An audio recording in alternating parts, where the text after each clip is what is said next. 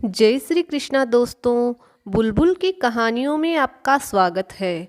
हमारी आज की कहानी का शीर्षक है श्री कृष्ण ही मेरे शाश्वत साथी हैं। यात्रियों से खचाखच भरी ट्रेन में टीटी को एक पुराना फटा सा पर्स मिला। उसने पर्स को खोलकर यह पता लगाने की कोशिश की कि वह किसका है, लेकिन पर्स में ऐसा कुछ भी नहीं था जिससे कोई सुराग मिल सके। पर्स में कुछ पैसे और भगवान श्री कृष्ण की फोटो थी।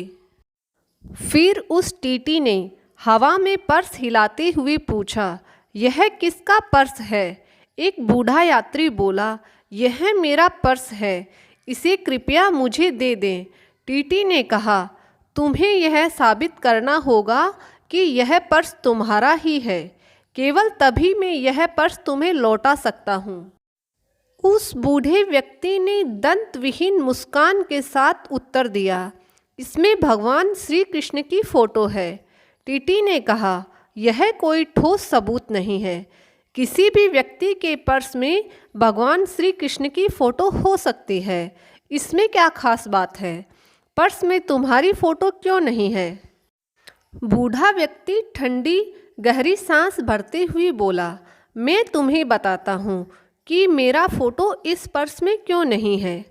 जब मैं स्कूल में पढ़ रहा था तब ये पर्स मेरे पिता ने मुझे दिया था। उस समय मुझे जेब खर्च के रूप में कुछ पैसे मिलते थे। मैंने पर्स में अपने माता पिता की फ़ोटो रखी हुई थी। जब मैं किशोर अवस्था में पहुंचा, मैं अपने कद काठी पर मोहित था।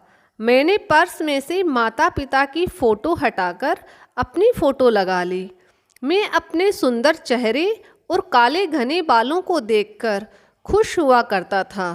कुछ साल बाद मेरी शादी हो गई। मेरी पत्नी बहुत सुंदर थी और मैं उससे बहुत प्रेम करता था। मैंने पर्स में से अपनी फ़ोटो हटाकर उसकी लगा ली। मैं घंटों उसके सुंदर चेहरे को निहारा करता। जब मेरी पहली संतान का जन्म हुआ तब मेरे जीवन का नया अध्याय शुरू हुआ। मैं अपने बच्चे के साथ खेलने के लिए काम पर कम और समय खर्च करने लगा। मैं देर से काम पर जाता और जल्दी लौट आता। कहने की बात नहीं, अब मेरे पर्स में मेरे बच्चे की फ़ोटो आ गई थी।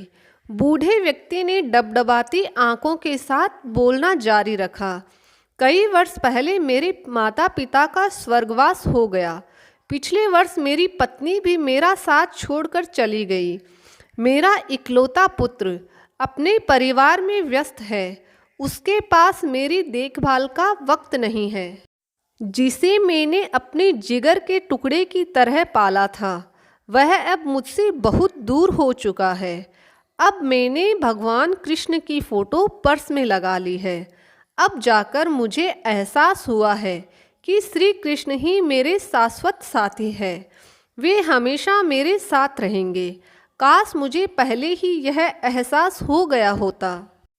जैसा प्रेम मैंने अपने परिवार से किया, वैसा प्रेम यदि मैंने ईश्वर के साथ किया होता तो आज मैं इतना अकेला नहीं होता।